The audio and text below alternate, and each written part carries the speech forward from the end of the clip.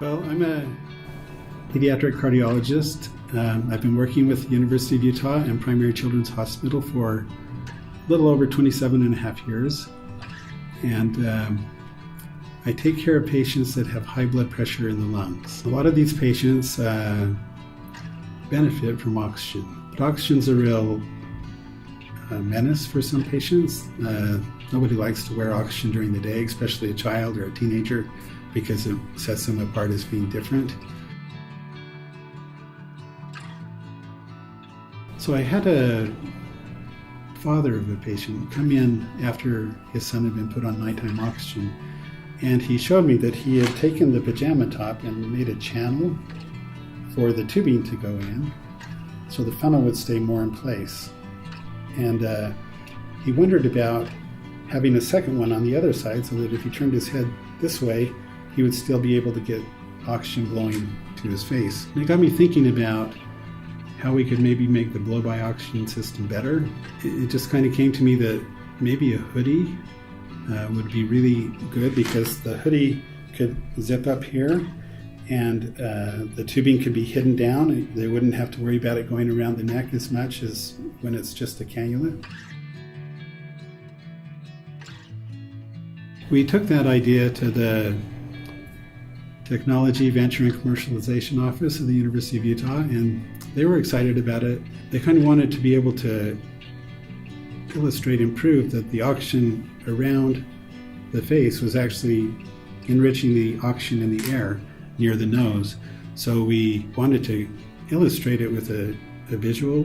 I took some coffee filter paper, saturated it with red cabbage juice, or pH indicator, and we had the oxygen go around the coffee filter paper just like it would with a hoodie. And you can see on the coffee filter paper turns from a light blue to a green. We also did models with hoodies around baby dolls, and we could show with an oxygen analyzer that the oxygen saturation went from 21% in room air. As high in a baby, it went up to as high as 50%. So one of the other ideas that we came up with was to have the oxygen blow from the rim of a hat, a baseball cap, down over the face. The Center for Medical Innovation has a prototyping lab where they can use technology to help us develop prototypes. And they were very helpful in the cap design so far. Work with the 3D printing lab here and make a design where the device that could be made very inexpensively could just be slipped over the brim of the cap.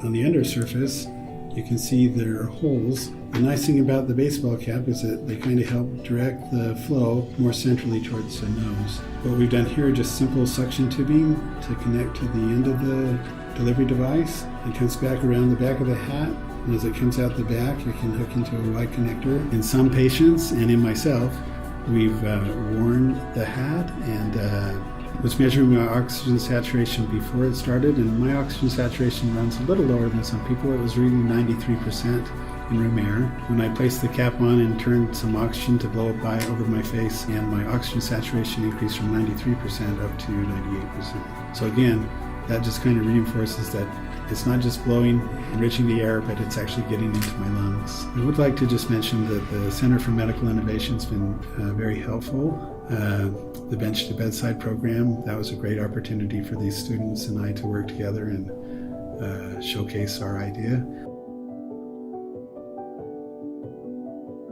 I decided to have the father of the child that kind of motivated me to come up with an idea. His child has tried using nasal cannula. They finally just gave up on it. We took him back to the heart catheterization lab in December, found that he still had mildly to moderately increased pulmonary blood pressures, and he responded really well to oxygen still.